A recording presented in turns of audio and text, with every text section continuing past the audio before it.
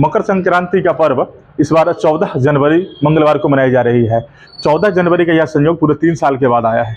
इसके अलावा इस बार मकर संक्रांति पर 19 सालों के बाद भौम पुष्य का योग बन रहा है, यानी मंगलवार का दिन और पुष्य नक्षत्र होने से ऐसा यह शुभ योग बन रहा है।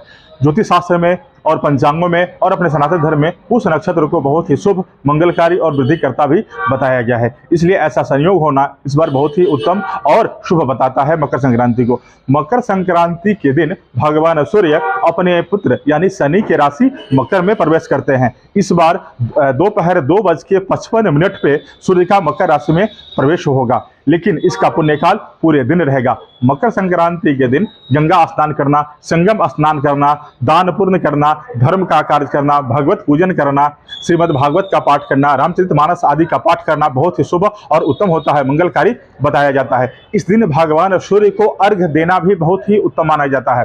कहा जाता है कि भगवान सूर्य इस दिन दक्षिणायन से उत्तरायण हो जाते हैं और उस समय से देवताओं के दिन शुरू हो जाती है। इस दिन यानी मकर संक्रांति के दिन गंगा स्नान के बाद अगर आप जो है सो तांबे के जल पात्र में जल, तिल, गुड़ आदि मिला करके, लाल चंदन फूल आदि देकर के भगवान सूर्य को अर्घ्य देने से सारी कामनाएं पूर्ण होती है, मनोविकार दूर होती है, रोग शोक से भी मुक्ति मिलती है। इतनी महिमा बताई गई है। इसके अलावा मकर संक्रांति के दिन सूर्य भगवान के आदित्य हृदय अष्टोत्तर का पाठ करना बहुत ही उत्तम और शुभ बताया गया है।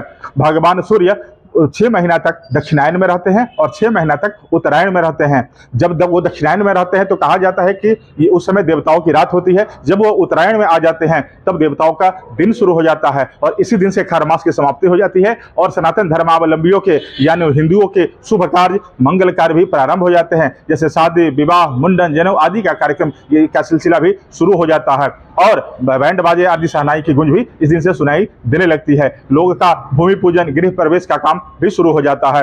पिता पुत्र से संबंधित रखता है यह मकर संक्रांति का पर्व। जी हाँ, भगवान सूर्य अपने पुत्र शनि के राशि में जब प्रवेश करते हैं तो इस समय सूर्य की पूजा के साथ साथ शनि देव की भी अपार कृपा बरसती है, क्योंकि इस दिन हम लोग तिल का सेवन करते हैं, तिल का दान करते हैं, तिल का पान करते हैं, तिल की आहुति देते हैं। इससे शनि देव की भी कृपा हमारे ऊपर बरसती है। तो ये मकर संक्रांति का पर्व आप लोगों के लिए शुभ हो। इसके अलावा इसमें हम लोग देखते हैं कि अनोखी परंपरा है, जो पतंग उड़ाने की अनोखी परंपरा भी बताई गई है। इसका शास्त्रों में भी उल्लेख मिलता है, तमिल के रामायण में और रामचरितमानस में भी के बालकांड में भी इसकी चर्चा तुलसीदास ने की है। तो यह मकर संक्रांति का पर्व आप सबके लिए शुभ और उत्तम हो। जय श्री राम।